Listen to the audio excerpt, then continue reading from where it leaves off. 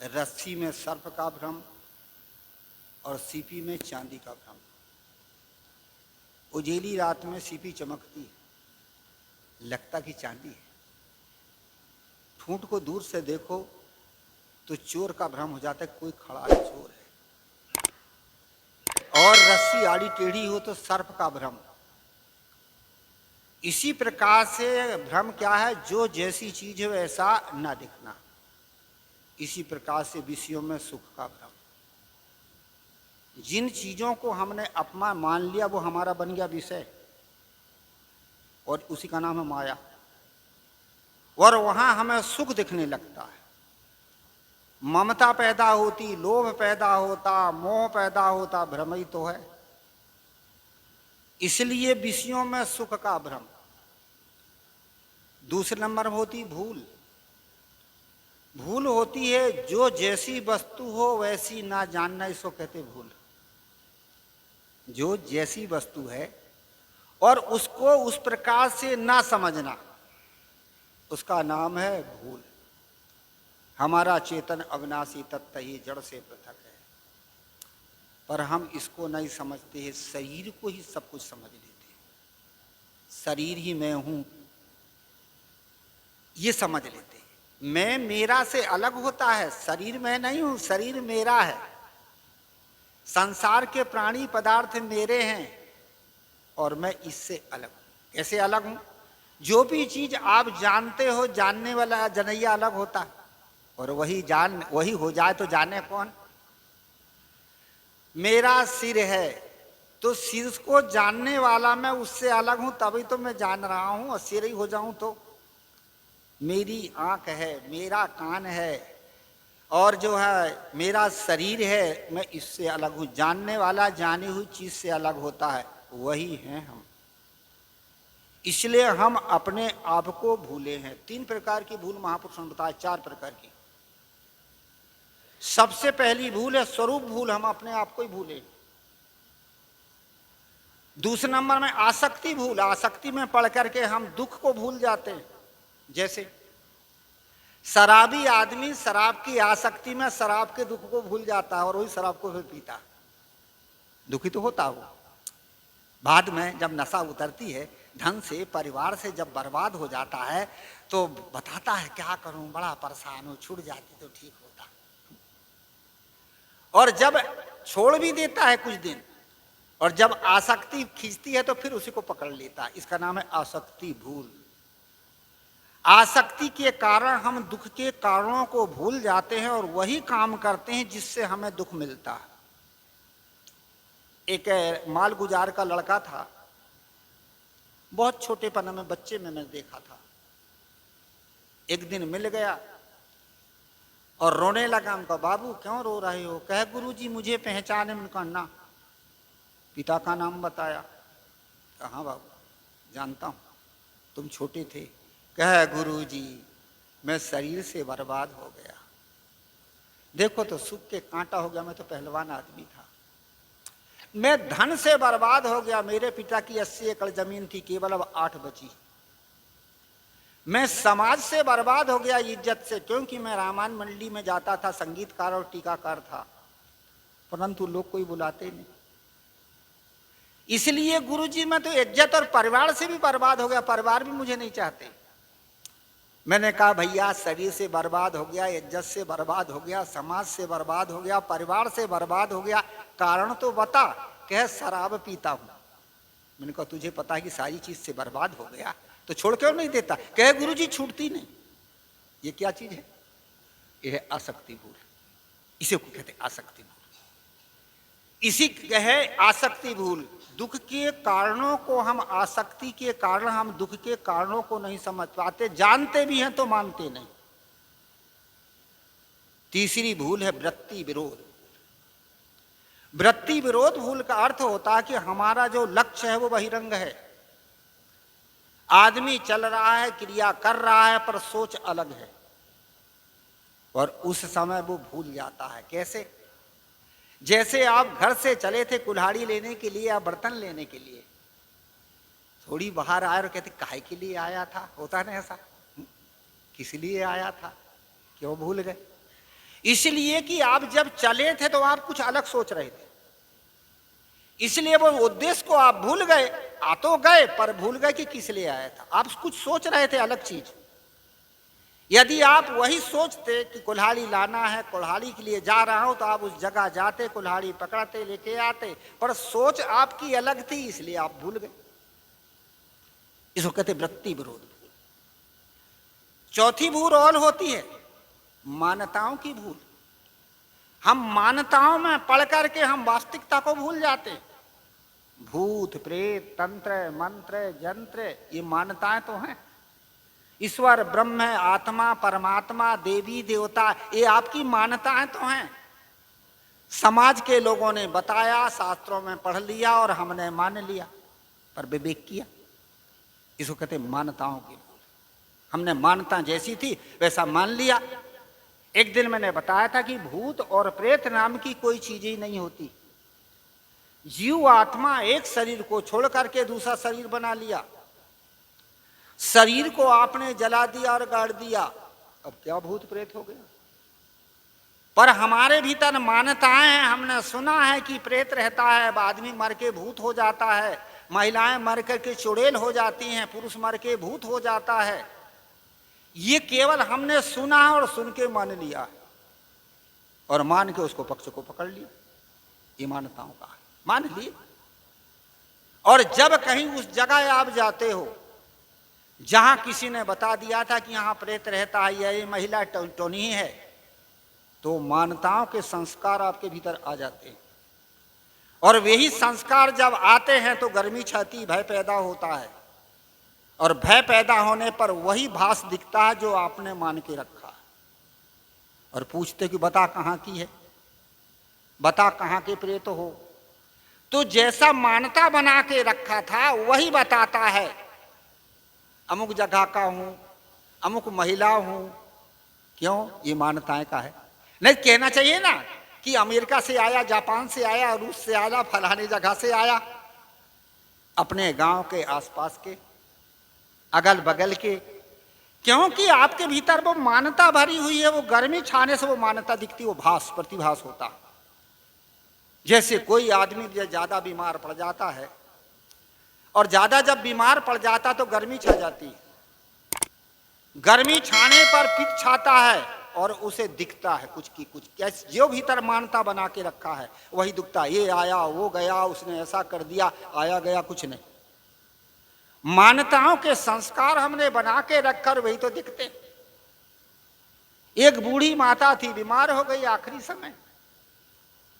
गांव के लोग गए, सियाने बूढ़े जवान जो भी गए, लड़कों से कहा बेटा माता का आखिरी समय है, अब है भगवान का नाम लेवाओ। ये भी एक मान्यता ही तो है। जीवन भर पाप किए और आखिरी में भगवान के नाम लेने से क्या पार हो जाओगे? कहते कलयुग केवल नाम आधारा, सुमर सुमर नर उतर ही पारा। ये कलयुग में केवल नाम का आधार, सुमर सुमर के आदमी पार हो जाता। अजामिल पार हो गया, कौन कौन पार हो गया, कहानी सुना सुना करके मान्यताओं को दृढ़ कर दिए। बुढ़िया के से कहा लोगों ने, लड़कों से कि माँ को राम नारायण कहवाओ। तो लड़कों ने कहा माँ नारायण कहो नारायण। अब कहां से नारायण आए? भीतर तो उसने मान बैठी थी, बहू के साथ शत्रु बनी रखी थी, बहू को शत्रु बना के रखी थी, इसलिए वही संस्कार भीतर पड़े थे।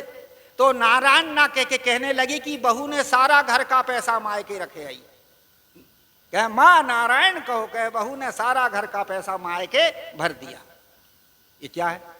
जो हमने संस्कार बनाए हैं, मान्यताएं बनाए, वो मान्यताओं के संस्कार हमारे सामने आते हैं और वही हम बोलते हैं। इससे सिद्ध होता है कि ये मान्यताओं का एक भ्रम है, और मान्यताओं से हमने भूत और प्रेत मान लिया। एक दिन और मैंने बताया था कि जीव आत्मा एक शरीर को छोड़ दिया, गड़ा दिया, जला दिया, अब क्या भूत प्रेत हो गया? इसी प्रकार से आत्म तत्व को छोड़ के, परम तत्व को छोड़ के अलग और कोई तत्व, परम तत्व परमात्मा ईश्वर भगवान जो भी हमने मान रखा है ब्रह्म है, जब हमारा स्वरूप चेतन है और दूसरा ब्रह्म परमात्मा ईश्वर भी चेतन है, तो कई जगह दो चेतन होते क्या? यदि हम थोड़ी देर के मान लिए, मान भी लें, तो दो ही चीज सिद्ध होती विवेक से। कौन कौन सी? जीव आत्मा एक शरीर को छोड़ करके दूसरा, हाँ, जीव आत्मा और एक शरीर को छोड़ करके दूसरा बना लिया। पता है कि जीव आत्मा है, दूसरे शरीर में है, सिद्ध हो गया।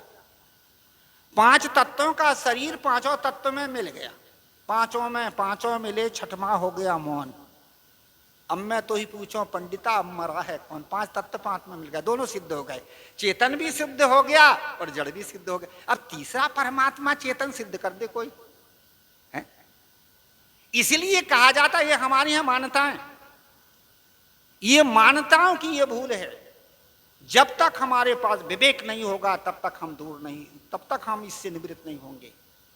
इसलिए सदगुरु कबीर साहब बड़ी सुंदर कहते कि भूला लोग कहे घर मेरा, आदमी भूला है। मैंने बताया 4 प्रकार की भूल। सबसे पहले स्वरूप भूल, स्वरूप भूले, अपने स्वरूप का हमें बोध नहीं है इसलिए। दूसरी है आसक्ति भूल, हमारे पास वैराग्य नहीं है। तीसरी है वृत्ति विरोध भूल, हमारा चित्त स्थिर नहीं है, इसलिए हमारा चित्त स्थिर न होने का हमारे पास ज्ञान की साधना नहीं है, इसलिए हमारा चित्त स्थिर नहीं है। भक्ति नहीं है इसलिए चित्त स्थिर नहीं है। और चौथी भूल क्या है? मान्यताओं की भूल, क्योंकि हमारे पास सत्य असत्य की परख नहीं है, इसलिए हम भूले। सदगुरु कबीर साहब के भूला लोग अब कहे घर मेरा। अब घर कितने होते हैं? घर होते हैं हमारे 4। घर का अर्थ होता घेरा। कितने घेरा हैं? सबसे पहला घेरा जीव का कौन सा है? अंतःकरण रूपी घर। कहते जीव का वासा हृदय में है, अंतःकरण में है। तो ये अंतः रूपी घर है, इसमें कौन रहता है? हमारी वासना रहती है। देखा है, सुना है, भोगा है, खाया है, पिया है, सुख है, दुख है आदि आसक्ति के संस्कार ये रह रहे हैं। दूसरा घर कौन है? ये शरीर, जिसमें प्रारब्ध भोग पूर्ण करने के लिए हमारी जीवात्मा रह रही है। तीसरा घर कौन है? ये माटी का, जिसमें हम और हमारे परिवार रह रहे हैं। और चौथा घर ये संसार, जिसमें हमारी मनोवृत्तियां घूम रही हैं, विचर रही हैं। ये 4 घर हैं। सदगुरु कबीर साहब भूला लोग कहे घर मेरा, पर ये चारों हमारे नहीं। अंतःकरण हमारा नहीं है, शरीर हमारा नहीं है, मिट्टी का घर हमारा नहीं है, और संसार भी हमारा कहाँ। जिस दिन शरीर छूटा आंख मूंदी संसार गया, आंख मूंदा जगत सुना लोग कहते हैं। इसलिए आध्यात्मिक दृष्टि से देखो, जब तक हम आध्यात्मिक दृष्टि से नहीं देख पाएंगे तब तक हमारी ममता, हमारा राग, हमारी आसक्ति नहीं छूटती। व्यवहार के साथ साथ में अध्यात्म जब मिला रहेगा तो वही व्यवहार हमारा परमार्थ बन जाता है, और वही परमार्थ अंत में धीरे धीरे हमारा अध्यात्म बन जाता है। उदाहरण देके समझाऊं, थोड़ा विषय गहरा है पर आप समझ लेंगे, मैं सरल रूप से बता रहा हूं। हम जो जीवन में क्रिया कर रहे हैं, व्यवहार सावधानी पूर्वक क्रिया कर रहे हैं, सदाचारी क्रिया कर रहे हैं, हमारा परमार्थ, और उस कर्म से जो हमें शांति मिली वही तो हमारा अध्यात्म बन गया। रास्ते में हम चल रहे हैं, ये हमारा व्यवहार, खुद संभल के चल रहे हैं और दूसरे को संभाल के चल रहे हैं, ये हमारा परमार्थ। और जहां पर हमें जाना था वहां पहुंच गया, शांतिपूर्वक हो गया अध्यात्म। इसलिए कहा जाता है कि हम अध्यात्म को जब तक नहीं समझेंगे तब तक जो हमारा व्यवहार है वो स्वार्थपूर्ण होगा। मैं शरीर हूं, मेरा घर है, मेरा धन है, मेरा परिवार है, मेरा समाज है। जहां मेरा पना रहेगा वहां लोभ और मोह दोनों आएंगे, और ये मेरा नहीं है, केवल जीवन चलाने के लिए मेरा, ना मेरा ना तेरा। एक होती ज्ञानी की दृष्टि, ना मेरा ना तेरा। एक होती भक्ति की दृष्टि, समर्पण दृष्टि, हे प्रभु तेरा सो तेरा और मेरा भी तेरा। एक होती व्यवहार दृष्टि, तेरा सो तेरा और मेरा, तेरा सो तेरा और मेरा सो मेरा। और एक होती स्वार्थ दृष्टि, मेरा सो मेरा और तेरा भी मेरा। इसलिए कहा जाता कि जब हम व्यवहार परमार्थ में व्यवहार में अध्यात्म नहीं मिलाएंगे तब तक वह व्यवहार परमार्थ नहीं बनता। सदगुरु कबीर साहब ने भूला लोग कहे घर मेरा, ये चारों घर हमारे नहीं है। अब हमारा घर क्या है? हर आदमी को अच्छा घर मिल जाए, अच्छे कपड़े मिल जाए, अच्छा परिवार मिल जाए, सब कुछ मिल जाए, पर चाहता क्या है? अच्छा परिवार मिल जाए, अच्छा घर मिल जाए, सब कुछ मिल जाए, पर चाहता क्या है? शांति। शांति चाहता है ना। अच्छे परिवार, अच्छे घर से शांति नहीं मिलती। शांति मिलती है जब वो अच्छा पना को, भाव को छोड़ दे और जो जैसा है उसमें गुजारा करके संतोष से जीवन जी ले, हो गई शांति। वही हमारा घर है, हमारा वही घर है। साहब कहते जीव ने अपनी शांति को भूल गया है, अपने स्वरूप को भूल गया है, अपने आप को भूल गया और संसार की वस्तु को कहता मेरा। ये मेरी नहीं है, ये केवल व्यवहार चलाने की है। आसक्ति आदमी को बांधती है और आवश्यकता आदमी के जीवन की पूर्ति करती है। आसक्ति, इसलिए संसार की जितनी भी चीजें हैं, परिवार है, धन है, वस्तु है, ये आवश्यकता की चीज है पर आसक्ति की नहीं है, इसलिए हम भूल गए। उदाहरण देके समझाऊं। एक संत थे और संत को एक भक्त ने पूछा कि गुरुजी आवश्यकता और आसक्ति में कितना अंतर? महात्मा ने कहा भैया मैं जा रहा हूं मैदान में, वहां बैठूंगा, तुम भी चलो वहीं बता दूंगा। महात्मा ने उसको ले गए, पर महात्मा ने साथ में क्या ले गए थे? एक पिंजरा और एक फल। महात्मा ने पिंजरा को कुछ दूरी पर रख दिया और फल को कुछ दूरी पर। एक तोता उड़ते उड़ते आया, फल को खा लिया और पिंजरा तरफ देखा ही नहीं। दूसरे दिन फिर क्या किया कि महात्मा ने अब 2 फल ले गए थे। एक फल को रख दिया था पिंजरे में और एक को रख दिया था पिंजरा से बाहर। दूसरे दिन तोता आया, बाहर के फल को तो खा लिया पर भीतर के फल के लिए चोंच मार मार के मर गया। उस भगत ने कहा गुरुजी मैं पूछा था आवश्यकता आसक्ति में कितना अंतर बताते नहीं, तमाशा दिखा रहे हो। उसने कहा दिखा नहीं रहा हूं, बता रहा हूं, 2 दिन से तो बता रहा हूं, पर तू समझे तब ना। कहे महाराज कैसे बता रहे? कहे पहले दिन मैंने क्या किया था? कहे आपने एक फल लाए थे, एक पिंजरा, पिंजरा को कुछ दूर पर रख दिया, फल को कुछ दूरी पर रख दिया। तोता आया और तोता ने क्या काम किया कि बाहर के फल को खा लिया और चल दिया। महात्मा ने कहा तोता की आवश्यकता पूरी हो गई थी। दूसरे दिन क्या किया? क्या दूसरे दिन आपने ये किए कि 2 फल लाए थे, एक फल पिंजरे में रख दिया था और एक फल पिंजरे के बाहर रख दिया था। तोता आया, बाहर के फल को खा लिया और भीतर के फल के लिए चोंच मार मार के मर गया। महात्मा ने कहा वो तोता की आसक्ति थी। आवश्यकता जीवन की पूर्ति के लिए होती, ये शरीर की है। परिवार चाहिए, समाज चाहिए, धन चाहिए, कपड़े चाहिए, सारी चीज चाहिए, ये शरीर के लिए है। शरीर की पूर्ति हो सकती है, आवश्यकता की पूर्ति हो सकती, पर आसक्ति मन की होती है, इसकी पूर्ति जीवन में कभी नहीं होती। आदमी दुखी क्यों है? आसक्ति के कारण। इसलिए हम भूले हैं। सदगुरु कबीर साहब कहते भूला लोग कहे घर, मेरा संसार अपना है कहाँ। मैं आध्यात्मिक अर्थ बता रहा हूं उसका। तो भूला लोग कहे घर मेरा, एक जितनी भी वस्तुएं हैं, ये प्राणी पदार्थ संसार की सारा घेरा है, ये आपका नहीं है। आपका घर तो आपकी शांति है, आपका घर तो आपका स्वरूप है, आपकी घर तो आपकी स्थिरता है, आपका घर तो आपका अध्यात्म है। आदमी जब लौट के अपने अध्यात्म में आ जाता, अपने आप में आ जाता, शांति पाता। और जब तक आदमी बाहर भटकता है तब तक शांति नहीं मिलेगी। इसके लिए हमें संतों की सत्संग की जरूरत। सदगुरु कबीर साहब को भूला लोग कहे घर मेरा। आगे बड़ा सुंदर कहा है, हाथी घोड़ा बैल वाहना संग्रह किया घनेरा, बस्ती मां से दिया खदेरा, जंगल किया बसेरा। हमारे जीवन के और के लिए हर चीज को आदमी रखता। हाथी है, घोड़ा है, बैल है, वाहना है। पहले ये सब धन माने जाते थे। गौधन, गजधन, बाजधन और रतन धन खान, ये कहा जाता था। ये गाड़ी मोटर कार ये नहीं थी, यदि कबीर साहब यही भी लिख देते। पर ये हमारे साधन है, हाथी घोड़ा बैल वाहना। ठीक है, जीवन के लिए इसकी जरूरत साधन चाहिए है?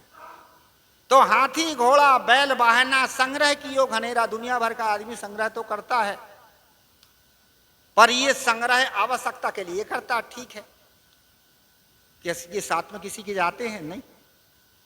संग्रह कियो घनेरा, बस्ती मां से दियो खदेरा, जंगल कियो बछर। जिस दिन प्राण निकल जाता है, इस शरीर को बस्ती से निकाल करके जंगल में डाल देते हैं। कौन किसके साथ जाता किसी का नहीं। इसलिए कहा जाता, पर आज इसकी आसक्ति आदमी को नचाती है। और आध्यात्मिक अर्थ लीजिए तो बहुत बढ़िया अर्थ है। हम जीवन भर क्या किए, हम जो जिंदगी जी रहे हैं ना, ये मनुष्य के संस्कारों से नहीं जी रहे हैं, पशुओं के संस्कार से जी रहे हैं। कोई आदमी उधार ले लेके खाए तो आप उसको क्या कहोगे? धनी हो, संपन्न हो, मालगुजार गोटिया हो, या सर्विस वाला आदमी हो, धन जिसके पास हो, और वो उधार ले लेके खाए तो आप क्या कहोगे उसको? पागल। अरे धनी है, संपन्न है और उधार ले लेके खा रहा है, तो उसको आप पागल कहोगे। इसी प्रकार से हम धनी हैं, संपन्न हैं, मानव हैं, हम चेतन हैं और हम मनुष्य हैं, पर हम उधार ले लेके खा रहे हैं। क्या हम जो जिंदगी जी रहे हैं ना, ये मनुष्य के संस्कारों से नहीं जी रहे हैं, पशुओं के संस्कारों से जी रहे हैं। उधारी खाता तो चल रहा। हम यदि मनुष्य के संस्कार से जिंदगी जीते तो आदमी होते। हम जो जिंदगी जी रहे हैं पशुओं के संस्कार से जिंदगी जी रहे हैं। साहब कहते हाथी घोड़ा बैल बाहना संग्रह कियो घनेरा, यही संस्कार तो संग्रह करके रख रहे हैं। ये संस्कारों को हम संग्रह करके रख रहे हैं। हाथी के संस्कार, घोड़े के संस्कार, बैल के संस्कार, ऐसा पशुओं के संस्कार है। लक्षण अर्थ इसका ले लिया जाए, हाथी का संस्कार है अहंकार, अकड़। घोड़े का संस्कार है चंचल स्वभाव, बैल का संस्कार है दुर्बुद्धिपना। यही तो पास में रखे और रखे क्या? आदमी को थोड़ी सी कितनी अकड़ होती है, और कितना आदमी चंचल बना हुआ रहता है। आदमी को कितने ही समझाओ बताओ, परंतु दुर्बुद्धि छूटती नहीं, वो दुर्बुद्धि का ही काम करता है। ये पशुओं के संस्कार तो जिंदगी जी रहे हैं। नीति में बड़ा सुंदर कहा चाणक्य ने कि पशु खाने, अन्न खाने से और मनुष्य खाने में आए हुए प्राणी के क्या लक्षण है, क्योंकि जीव चारों खाने में आता। तो अन्न खाने से और मनुष्य खाने में आए हुए प्राणी के क्या लक्षण है, या मनुष्य खाने से अन्न खाने में जाने वाले प्राणी के क्या लक्षण है। बहुत सुंदर बता रहे हैं। क्या बता रहे हैं? अत्यंत कोपह कटुका च वाणी, दरिद्रताचा स्वजने सुबैरम, नीच प्रसंगे कुलहीन सेवा, चिन्ना निदेहे नरक स्थिता नाम। नरक कहते हैं दुख वाली खानी। पशु आदि ये सब दुख ही वाली खानी, तो यहाँ कहाँ सुख, दुख ही तो है। और नरक कहते दुख, और नरक कहते गंदा, नरक भरा है, ये दुख भोग रहा, नरक भोग रहा है, इसलिए उन्होंने नरक शब्द का प्रयोग किया है। तो ये नीची खानी से और मनुष्य खानी में आए हुए प्राणी के क्या लक्षण है? जैसे दूध और तेल और घी के बर्तन को आप खाली कर लो, और खाली करने के बाद उन बर्तनों को सूंघिए तो भला, पूर्व दूध तेल और घी की दुर्गंध सुगंध आती है। और यदि गर्म पानी से निरमा डाल करके अच्छे धो दो तो सुगंध दुर्गंध समाप्त हो जाती है। इसी प्रकार से हम अन्न खाने से आए हैं, और वे अन्न खाने के लक्षण मनुष्य में हैं अभी, तो भी वे अन्न खाने के लक्षणों से जिंदगी जी रहे हैं। कहाँ आदमी के लक्षण से जिंदगी जी रहे हैं? सुगंध है, दुर्गंध। ये कह रहा आदमी इतना श्रेष्ठ प्राणी, बड़े भाग मानुष तन पावा, पर आदमी इतना काम कर रहा कि पशु से भी गया बीता, पर बड़े भाग, अरे उनका बड़े भाग से पाया है, पर बड़े भाग का काम थोड़े कर रहा। पाए हैं, पुरुषार्थ नहीं कर रहे। हम बड़े भाग से मनुष्य शरीर पा लिए हैं, पर पुरुषार्थ नहीं कर रहे हैं, वो पशुओं के संस्कार से जिंदगी जी रहे हैं। तो अत्यंत कोपा, थोड़ी सी बात में क्रोध हो जाना, भड़क जाना जरा से, ये आदमी के लक्षण नहीं। ये किसके?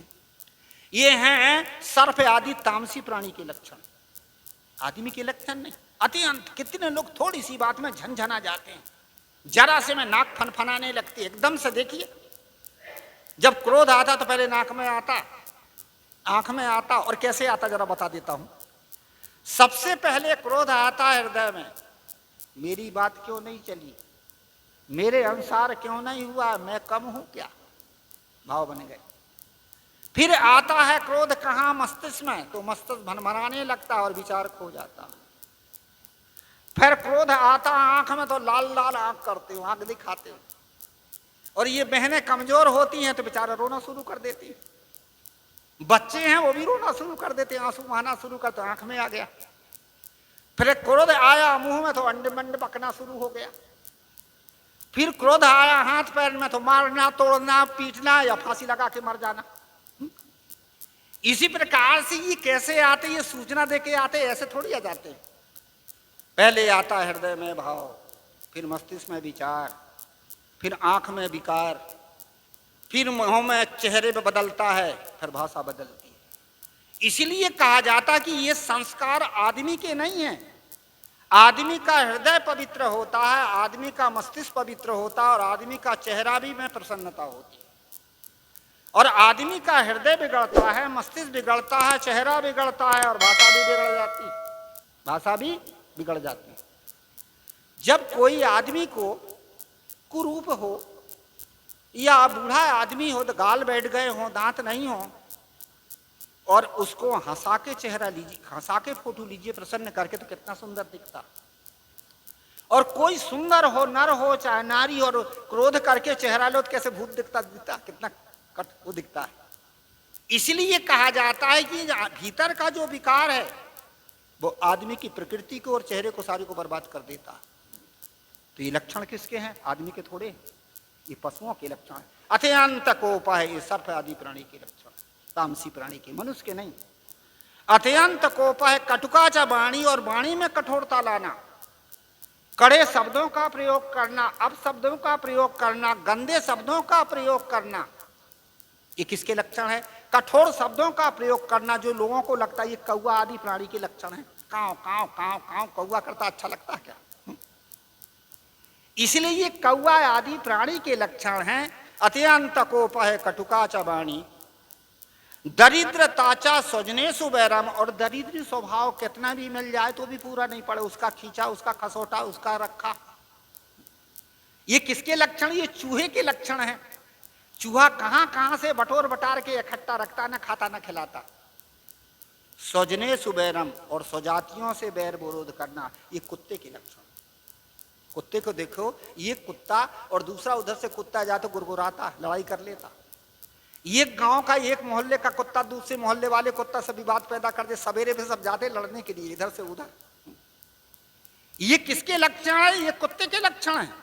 पर कुत्ता भी थोड़ा ठीक है, कुत्ता भी पहले मनुष्य रहा है, उसने अपने कर्मों को बिगाड़ा था, मांस खा रहा था, छछोड़ी स्वभाव था। छछोड़ी स्वभाव जानते हो ना, किसी के पीछे लग जाना, इसको कहते हैं छछोड़ी स्वभाव। मांस खाता था, छछोड़ी स्वभाव था, कुत्ता बन गया। परंतु वो पहले मनुष्य था, अब स्वभाव से कर्म संस्कार बिगाड़ के कुत्ते तो बन गया, तो भी अभी मनुष्य के लक्षण उसके पास हैं। वह कुत्ता खानी भोग करके हो सकता है मनुष्य के सब लक्षण उदय हो जा, फिर मनुष्य बन सकता है, क्योंकि जीव चारों खानी में जाता। तो भी कुत्ता पहले मनुष्य था, अब वो कुत्ता होने पर भी उसने मनुष्य के संस्कारों को आज भी नहीं छोड़ा है। आप कहो गुरुजी कैसे? मनुष्य का होता है संस्कार क्या? क्षमा मांगना और क्षमा कर देना, ये मनुष्य कहते हैं, क्योंकि मानवता, क्षमा मांग लेना या क्षमा कर देना, ये मनुष्य के संस्कार वो कुत्ते में देखे जाते। कैसे देखे जाते हैं?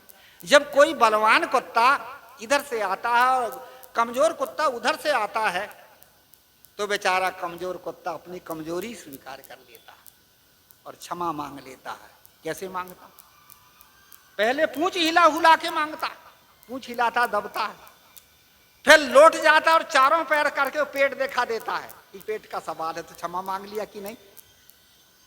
कुत्ते ने क्षमा मांग लिया कमजोर होने पर, फिर भी आदमी कमजोर होने पर भी अकड़ता है, तो कुत्ते के संस्कार से भी तो गया बीता है। और कुत्ता इतना जो बलवान कुत्ता है वो क्षमा कर देता, वो क्षमा कर सूंघ के छोड़ देता। पर आदमी ऐसा बेईमान है कि वो सूंघ के वो छोड़ता नहीं है, पेट दिखाओ तो पीठ में लात मारता, और पीठ दिखाओ तो पेट में लात मारता है, तो कुत्ते से भी गया बीता है कि नहीं? ये कौन से संस्कारों से हम जिंदगी जी रहे हैं? पशुओं के संस्कारों से आज हम जिंदगी जी रहे हैं। इसलिए कहा जाता है कि हाथी घोड़ा बैल वाहना संग्रह किया घनेरा, ये संस्कारों को हम इकट्ठा कर रहे हैं। एक गांव में मैं गया, एक कुतिया थी काटने वाली, पट्टे से बंधी थी, पर घर के छोटे छोटे बच्चे उसको पकड़ते, कोई बैठ जाता, कोई पूंछ उमेटता, कुई कुई करती। और एक छोटा सा बच्चा था, कुतिया के ऊपर बैठ गया जैसे मोटरसाइकिल में बैठते हैं, कान पकड़ लिया और कान उमेठा तो कुतिया कोई करी तो बच्चा ने कहा चल गई फटफटी। मैंने उस बहन से कहा, बहन कुतिया बड़ी कटी ही पर काटती नहीं। कहे गुरुजी घर की कुतिया। हमको ओहो, कुतिया को ये पता कि ये घर के हैं, और आदमी को कहां पता, कुत्ता से भी उल्टा। कुत्ता तो दूसरे को भौंकता है और हम घरे वाले को भौंकते हैं। भाई भाई से भौंकना शुरू, पति पत्नी में भौंकना शुरू, मित्र मित्र में भौंकना शुरू। तो कुत्ते के संस्कार से तो जिंदगी जी रहे, आदमी के संस्कार से कहां जिंदगी जी रहे। अत्यंत कोपह कटुकाचा वाणी दरिद्रताचा स्वजने सुबैरम नीच प्रसंगे। नीच प्रसंगे का अर्थ होता है बुरी बातों में मन लगना। सत्संग भक्ति ज्ञान में मन नहीं लगता। कहां लगता है? चुगली चकारी, इधर की उधर की, दूसरे की निंदा चर्चा, दूसरे की बुराई। ये किसके लक्षण है? ये गोबड़ौला कीड़ा के लक्षण। गोबड़ौला कीड़ा गोबर की गोली को बना करके, या गोबर या मेले की गोली, और लुढ़काते रहता। ऐसा लगता कि ये पार्सल कहां ले जाएगा। भात की गोली दे दो, खोआ की गोली दे दो, और कोई मीठी चीज की गोली दे दो, नहीं पकड़ेगा। ऐसे ही कहा जाता कि नीची बातों में मन लगना, भक्ति में, धर्म में, सत्संग में, ज्ञान में, बोध विचार में मन नहीं लगता। कहाँ मन लगता है? निंदा चुगली चकारी, दुनिया की गप सप हो तो रात भर जागते रहे, और सत्संग ज्ञान की बात हो तो नींद आती है ऐसे ऐसे। एक बड़ा सुंदर चुटकुला मैंने किसी पंडित से सुना था। कहे एक दिन नींद ने ब्रह्मा जी को डांट दिया। अब ब्रह्मा जी को डांट दिया, अब डांटा कि नहीं डांटा, कथा तो है समझाने के लिए। तो नींद ने कहा, मुझे क्यों डांटते हो भाई महाराज? क्या इसलिए डांटते कि तू सत्संग में आ जाती, अच्छी जगह आ जाती। नींद ने कहा, ऐसे थोड़ी आती हूँ। कि कैसी आती? क्या निमंत्रण मिलता तब आती हूँ। कौन सा निमंत्रण मिलता? क्या लोग पहले आंख से इशारा करते, ऐसे ऐसे आंख मारते, तो नींद में ऐसे ऐसे करते कि नहीं, तब भी नहीं आती। फिर लोग जो है सिर से बुलाते हैं ऐसे, तब भी नहीं आती। फिर लोग भड़ा भड़ मेरे पैर में गिरने लगते तो आ जाती। क्यों ये नींद आती है जी? हमारे मन में है मलिनता, और मन की मलिनता के कारण हमारा मन व्यवस्थित नहीं है। नींद आने के 3 कारण हैं: अधिक परिश्रम, अधिक भोजन, नींद आएगी। या हमने सोए नहीं है दिन में, या रात में नींद आएगी। सब कुछ होते हुए भी नींद क्यों आती है? हमारा मन नहीं लग रहा है इसलिए। मन क्यों नहीं लग रहा है? हमारे संस्कार मलिन है। मलिन संस्कार के कारण भक्ति और ज्ञान और धर्म की बातें अच्छी लगती नहीं। इसलिए मैं कह रहा था ये गोबड़ौला कीड़ा के लक्षण है। अत्यंत कोपह कटुकाचा बाड़ी दरिद्रताचा स्वजने सुबैरम नीच प्रसंगे, मानी बुरी बात में मन लगना। कुलहीन सेवा। कुलहीन सेवा का अर्थ होता है जो अच्छे कुल का है उसको कुलीन कहते हैं, और जो कुलहीन कहते हैं जो समाज से त्यागा हुआ व्यक्ति है, गलत आदमी। समाज किसको छोड़ती? जो अन्यायी हो, गलत हो, दुराचारी हो, समाज उसको बहिष्कार करती है। और ऐसे गलत आदमी, अन्यायी आदमी का साथ देने वाला, अन्याय का पक्ष लेने वाला, वो किसके लक्षण है? ये गाय बैल भैंस के लक्षण। गाय को, बैल को, भैंस को, भैंसा को आपने देखे हो, दो यदि आपस में लड़ते हों और तीसरा जो बगल में खड़ा रहता है वो क्या करता है?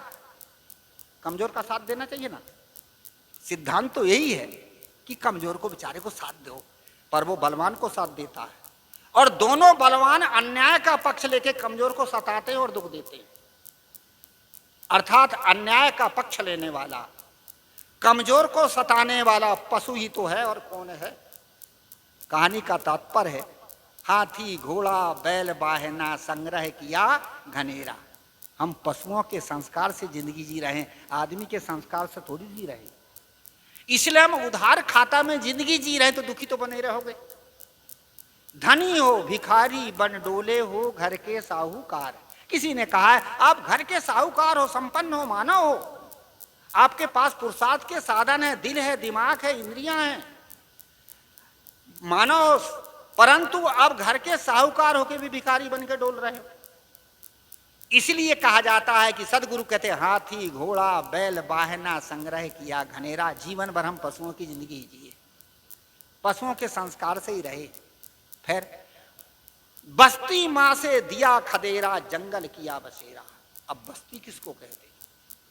जैसे मैंने पूरा ऊपर का अर्थ बताया था कि फिर बस्ती गांव से ले जाकर के जंगल में गाड़ देते, सारी चीज यहीं छूट जाती। आध्यात्मिक यदि हम भाव लें तो बस्ती कहते हैं मानव शरीर, जहां सत्संग, भक्ति, ज्ञान और वैराग बसता है, वही तो, यही तो बस्ती है। पशु सत्संग, भक्ति, ज्ञान, वैराग नहीं कर सकता। करता कौन है? मनुष्य। इसलिए हम पशुओं के संस्कार से बस्ती कहते हैं। मानव शरीर से आप एक दिन निकाल दिए जाओगे। भक्ति, भजन, बोध, ज्ञान, वैराग मनुष्य कर सकता है, पशु नहीं कर सकता। मनुष्य तो कर सकता। यही बस्ती है, ये मानव शरीर, ये तो बस्ती है। मैं मंदसौर में बता रहा था कि पशु भक्ति नहीं कर सकता, पशु भजन नहीं कर सकता, पशु ज्ञान नहीं कर सकता, पशु वैराग नहीं कर सकता। तो एक ने कहा, महाराज रुको, पहले पशुओं ने भक्ति किया था, भजन किया था, ज्ञान किया था, वैराग किया था। मैंने कहा बचाओ दो चार का नाम। क्या हनुमान जी बंदर थे और वे जो है भगवान का भजन करते थे। मैंने कहा भाई हनुमान जी यदि बंदर थे, भगवान का भजन यदि करते हनुमान जी, तो कहते हनुमान जी भगवान का भजन करते थे बंदर होके भी। मैंने कहा हनुमान बंदर नहीं थे, हनुमान वन में रहने वाले नर थे, बानर थे, बंदर नहीं थे। किसके नाम की नगरी थी? ऋषमुख नाम का पर्वत था, पंपापुर नाम का सरोवर था, और इसके इर्द गिर्द ये रहने वाले महापुरुष थे, बाली, सुग्रीव, हनुमान। कोई बंदर फंदर नहीं थे। जब राम जी को सबसे पहले हनुमान मिले तो राम ने प्रश्न किया था, वत्सौ किम, तुम कौन हो? तो हनुमान ने बड़ा सुंदर उत्तर दिया था, देहो दृष्टा दासो अस्मिन, तत्व दृष्टा तो ये में हम। हे प्रभु, देह की दृष्टि से मैं आपका दास हूं और आत्मा की दृष्टि से जो आप वही मैं हूं। तो हनुमान कैसे बंदर थे? वो तो मनुष्य थे। इसीलिए कहा जाता है कि हनुमान बंदर नहीं थे, जामवंत रीछ थे, वे भगवान के भजन करते थे। जामवंत रीछ नहीं थे, वो मनुष्य थे, क्योंकि जामवंत की पुत्री का नाम था जामवती और उसका विवाह हुआ था श्री कृष्ण से। भागवत में कथा आती है। तो कोई ऋषि से विवाह किए थे क्या कृष्ण ने? इसलिए ये मनुष्य थे। कहते हैं, और क्या कहते हैं, सुलोचना के पिता शेषनाग थे और विष्णु के सहस्त्रनाम का जाप करते थे। सांप बिच्छू यदि जाप करते, भजन करते, तो गोसाई तुलसीदास जी ये नहीं कहते कि बड़े भाग मानुष तन पावा, तब तो कहते बड़े भाग बंदर तन पावा, बड़े भाग रीछ तन पावा, बड़े भाग कौआ तन पावा, बड़े भाग सांप तन पावा। इससे सिद्ध होता है कि ये महापुरुष कोई नहीं, वो मनुष्य थे। कौन से? ये जो सुलोचना के पिता नाग नहीं, सांप नहीं थे, नाग गोत्र के राजा थे और वो विष्णु के सहस्त्र नाम का जाप करते थे, इसलिए सहस्त्रमुख कहा। इसलिए इससे सिद्ध होता है कि मनुष्य भक्ति कर सकता है, मनुष्य भजन कर सकता है, मनुष्य ज्ञान कर सकता है, मनुष्य वैराग कर सकता है और मनुष्य ही मोक्ष हो सकता है। बस्ती माँ से दिया खबेरा। बस्ती कौन है? ये मानव शरीर, जिसमें सत्संग, बोध, विचार बसता है। एक दिन पशुओं के संस्कार से जिंदगी जियो, तो जंगल के ये 3 खानी में तो जाना ही पड़ेगा। आवागमन में 3 खानी में जाना ही पड़ेगा। बस्ती माँ से दिया खदेरा, जंगल किया बसेरा। आगे बड़ी सुंदर बात कहते हैं, गांठी बांध खर्च नहीं पठियो, बहुर न कियो फेरा, और बीबी बाहर हरम महल में बीच मियाँ का डेरा। सदगुरु कबीर साहब जी कहते हैं, गांठी बांध, हम रुपया पैसा धन संपत्ति बाहर की चीज गांठी बांध के तो रखते हैं, पर खर्च नहीं करते, दान नहीं करते, पुण्य नहीं करते, धर्म के संस्कार नहीं बनाते। तो खर्च नहीं पठियो, बहुर न कियो फेरा, फिर मर के लौट के भी तो नहीं आते देखने कि मैंने कितना कमाया हूं। हाँ, या उसको फेरते नहीं, लोगों में देते नहीं। ये ऊपरी अर्थ है। आध्यात्मिक अर्थ बड़ा सुंदर है, गांठी बांध खर्च नहीं पठियो, बहुर न कियो फेरा। हाँ, हम जो हैं इन संस्कारों को हृदय में गांठ के बांध के रखे हैं, परंतु फेरते नहीं, देखते नहीं। अपनी अज्ञानता को हम नहीं देख पाते। जो आदमी अपनी अज्ञानता को देखता है वह होता पार की परख के अलग कर देता है। जिसके पास अज्ञानता का बोध नहीं है वो परखता नहीं है, वो अज्ञाने में पड़ रहता। फेरो, हमारे भीतर क्या है उसको आत्मनिरीक्षण करो। तो गांठी बांध खर्च नहीं पठियो, बहुर न कियो फेरा। आ गया था, बीबी बाहर हरम महल में बीच मियाँ का डेरा, और 9 मन सूत उरजनई सूरजे, जन्म जन्म उर्जेरा है। उदाहरण सदगुरु श्री कबीर साहब जी देते हैं कि जैसे बीबी कहते धर्म पत्नी को और हराम कहते गलत महिला को, और जो बीबी को घर से बाहर कर दे और हराम को घर में रखे और उसके साथ रहे तो क्या उसका जीवन सुखी होगा? नहीं। इसी प्रकार से बीबी क्या? हमारी सद्वृत्ति, ये हमारी बीबी है। और हराम कौन है? हमारी दुर्बुद्धि, दुर्वृत्ति, ये हमारी हराम है। और हमने सद्वृत्ति को, सद्बुद्धि को, सद्विचारों को तो बाहर फेंक दिया और हराम को भीतर में धर लिया, दुर्बुद्धिपना को। और बीच में मियाँ रूपी जीव रहे तो क्या सुख से रह सकता है? ये हमारी सद्वृत्ति, सदाचार, यही तो हमारी बीबी है। दया, क्षमा, धीर, विचारशील, ये 5 प्रकार के सद्गुण संतों ने बताया। सत्य, विचारशील, दया और धीरज, ये 5 हैं। इसको तो हमने धारण बाहर फेंक दिया। सत्यता का जीवन नहीं, झूठ, छल, कपट, प्राणियों के साथ गलत व्यवहार करना, असत्य जिंदगी जी रहे हैं। विचार नहीं हमारा, सही क्या है, गलत क्या है, परिणाम इसका क्या होगा, कहाँ विचार करते बिना परिणाम की जिंदगी जी रहे हैं। आंख से देखे, कान से सुने, मान लिए, खा लिए, पी लिए, परिणाम क्या होगा, विचार कहाँ किए। और सील हमारे जीवन में सील नहीं है, विनम्रता नहीं है, अकड़बाज है। तो इसी प्रकार से निर्दय स्वभाव बना हुआ बैठा है। दया नहीं है, निर्दयता है। अब ये सद्गुणों को तो हमने बाहर कर दिया और दुर्गुणों के साथ जिंदगी जी रहे, क्या जीवन सुखी होगा? एक बड़ा सुंदर पद है, वो पद मैंने लिखा था, बड़ा अच्छा है। सत्संग जिन्हें नहीं भावत है, आधर्म ही नित्य कमावत वे। कुविचार के मीच को नीच धरें, सुविचार सुधा को गिरावत वे। जिनको सत्संग अच्छा नहीं है तो अधर्म का काम तो करेंगे, कुविचार रूपी जहर को भीतर रखेंगे और सद्विचार रूपी अमृत को फेंक देंगे। सत्संग सभा नहीं प्रिय लगे, गुरु संत को देख लजावत वे। पर नाच सिनेमा में जाएं, सदा नीचों से प्रेम बढ़ावत वे। सत्संग होगा तो वहां नहीं जाएंगे, अच्छी नहीं लगेगी।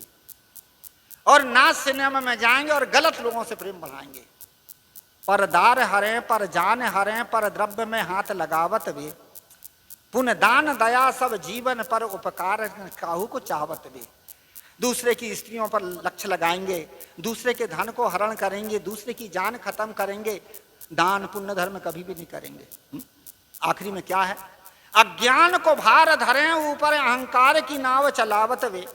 भव सिंधु अमोही वे, कैसे तरें तम डूब के प्राण गमावत वे। इसलिए कहा जाता कि हम सद्विचार को बाहर फेंक देते हैं, बीवी बाहर। हरम महल और दुर्विचारों को हम अपने अंतःकरण में धरे बैठे हैं और उसमें यदि हम जिंदगी जी रहे हैं तो कैसे सुखी होगा? 2 में से 1 होगा।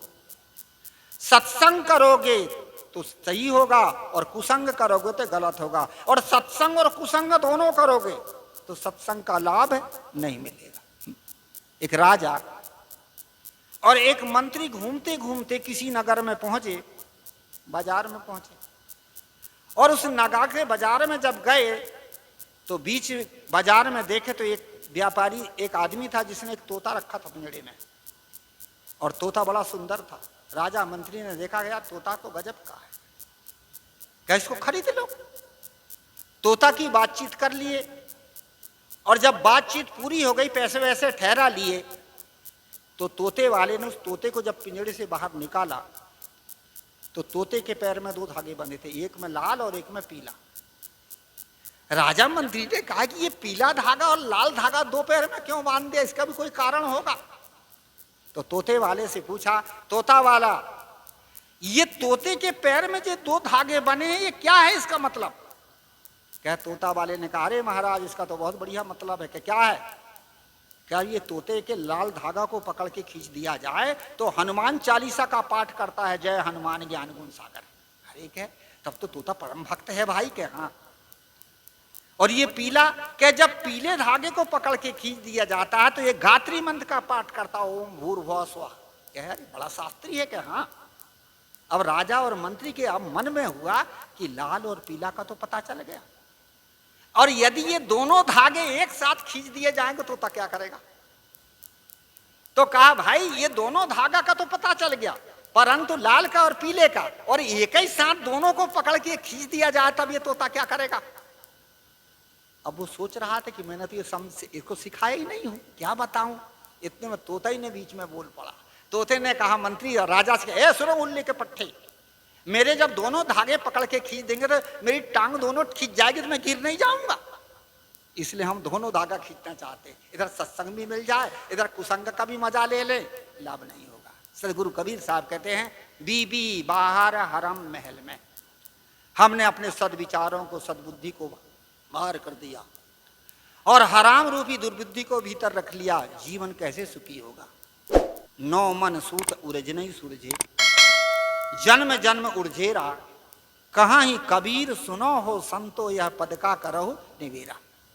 सदगुरु कबीर बड़ी अनोखी बात बताते, ऐसे उदाहरण देते हैं लोगों को सामाजिक के, जिससे हम समाज में जिन चीजों का उपयोग करते हैं उन्हीं का उदाहरण दे रहे हैं कबीर साहब।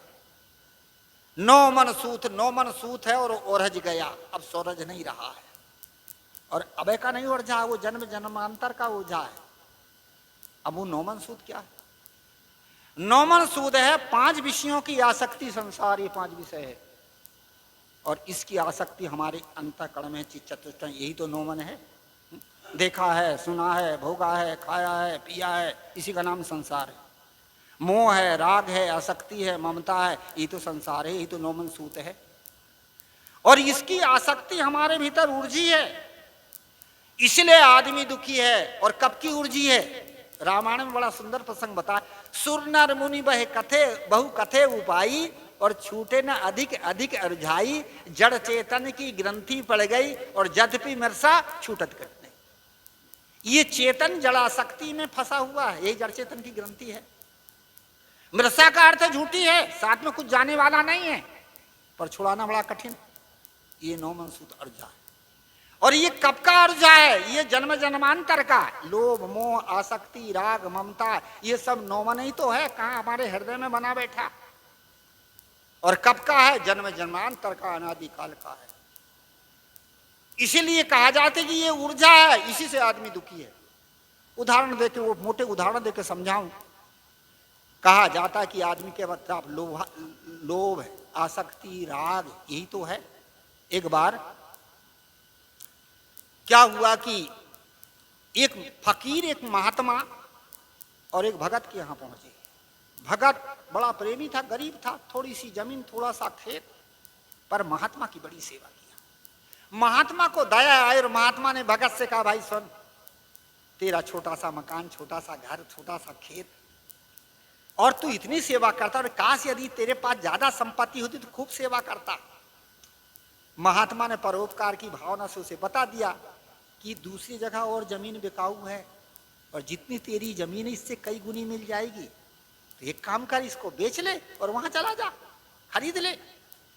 कहा जाता कि चला गया, लोगों से मिला, लोगों से पूछा कि ये जमीन का भाव क्या। लोगों ने कहा भाव ऐसा है कि 5,000 रुपये पहले जमा कर दो और सूरज उगने से और सूरज डूबते तक पैदल जितनी चल के घेर लो वो सब तेरी हो जाएगी और 5,000 भी वापस हो जाएंगे। लोभ आ गया। ये नौ मन सूद क्या है? हमारी लोभ आ सकती है, ये तेरे मिल जाएगा क्या? ठीक है। घर आया, जमीन को बेचा, जिस दिन बताया था उस दिन के लिए उसने क्या काम किया, पत्नी से कहा रोटी बना दे, अब जमीन घेरना। कंबल ओढ़ा था, ठंडी का दिन था, जूता पहना था, पहुंच गया, लोगों से कहा भाई बताओ कहां पर है, 5,000 जमा कर दिया। अब उसके बाद में जो है लोगों ने जाके बताया, देख खुटी गाड़ दिया, ये खुटी है, और सूरज डूबने के पहले ही खुटी आके छू देना, और नहीं छुआ तो जमीन भी नहीं मिलेगी और पैसा भी चला जाएगा। है? क्या कोई बात नहीं, कर लूंगा, हो जाएगा। अब देखिए हमारी मन की आशा, मन की तृष्णा कैसी होती। जब आदमी जैसे ही चला तो और उपजाऊ जमीन, जैसे ही चला तो और उपजाऊ जमीन, यही तो लोभ है। और बढ़ते गया और बढ़ते गया। अब ये नहीं सोचा कि पीछे लौटना है? हम बढ़ते रहते, और मिलता और मिलता और मिलता, पर ये पता नहीं है कि पीछे लौटना शरीर छूटेगा, ये नहीं पता। बढ़ते गया, खूब घेर लिया लंबा। अब लंबा घेर के अब गोल करने लगा।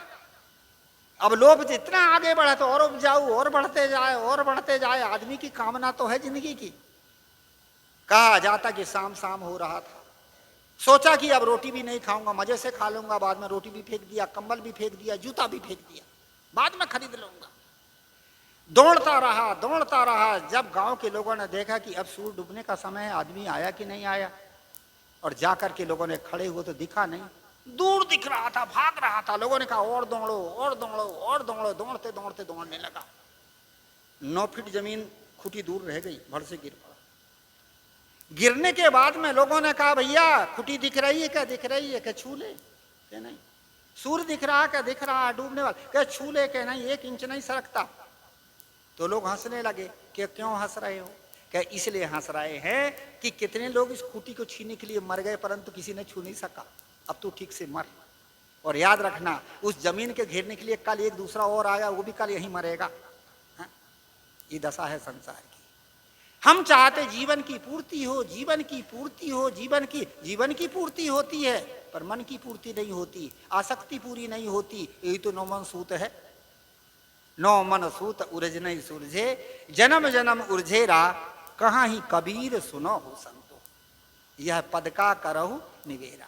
सदगुरु कबीर साहब कहते हैं, हे शांति चाहने वाले जिज्ञासु मेरी बात को सुनो, यह पद का करहु निवेरा। अब हमें पद समझना, क्या पद है? पद का अर्थ है कि जो मेरी वाणी है इसको समझो। 3 प्रकार के पद होते हैं। सबसे पहले संत महात्मा जो उपदेश दे रहा है, शिक्षा दे रहा है, ये पहला पद है, इनकी बातों को समझो।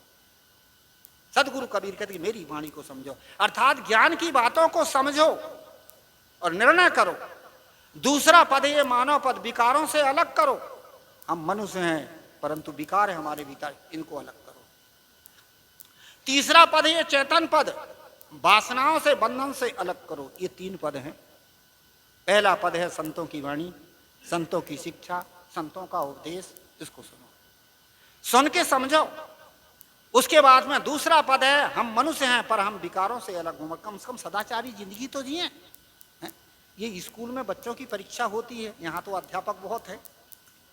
स्कूल में जब बच्चों की परीक्षा होती है तो क्या होता है कि 3 फल आते हैं, पास, फेल और सप्लीमेंट्री आते हैं ना।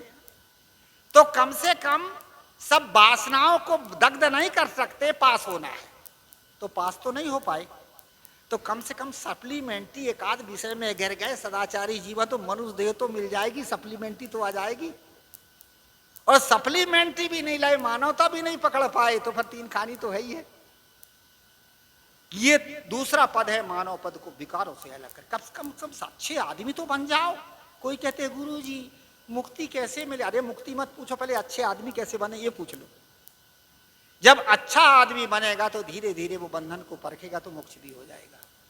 ये दूसरा पद है। मानव पद को, मानव को विकारों से अलग करो। और तीसरा पद बड़ा गजब का है, वो है अध्यात्म पद। अपने चेतन को वासनाओं से, विकारों से अलग करके शांति को प्राप्त करो। इस सदगुरु कबीर की वाणी के आधार पर कुछ चर्चा ली। भूला लोग कहे घर मेरा, भूले लोग कहते कि यह संसार मेरा है पर हेरा कहाँ है। हाथी घोड़ा बैल बहाना, बाहर की वस्तुओं को हम बटोरते हैं या पशुओं के संस्कार को इकट्ठा करके जिंदगी जी रहे हैं। बस्ती माँ से दिया खदेरा, एक दिन मानव शरीर से हम बाहर हो जाएंगे, पशु खानी में चले जाएंगे, या नहीं तो शरीर छूटता तो जंगल में डाल दिया जाता है।